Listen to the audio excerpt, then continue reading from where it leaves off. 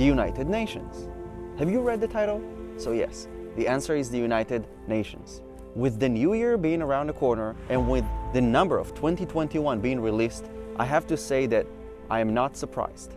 The UN General Assembly has passed a total of 18 resolutions in 2021, 14 against Israel and 4 for the rest of the world. Israel is 0.11% of the world's population, one of the smallest countries in the world, and yet 73.68% of the UN's resolutions were targeting the one Jewish state. Now, last time I checked, a tiny Jewish country with a population of 9 million people does not impose a threat to over 400 million Arabs living in the Middle East. The UN has become a circus of bias and lies. And while this trend is not surprising, it's certainly worrying, because the UN was built in order to keep peace, prevent wars, to stand up for the voiceless and protect the weak.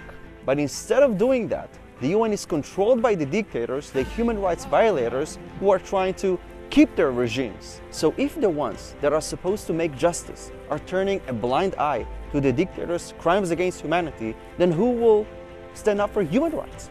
Who will defend the voiceless and the persecuted? Israel surely did not deserve to be condemned 14 times versus 4 for the rest of the world. Israel is a beacon of democracy in the Middle East. Israel has been good to its neighbors. We treated injured Syrian civilians from the civil war.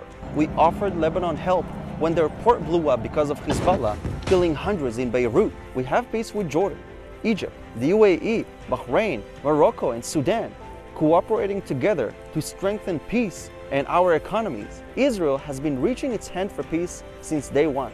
But at the same time, we are defending ourselves against terrorists and those who seek our destruction. I have a question. Would you shake hands with someone that wants to murder you?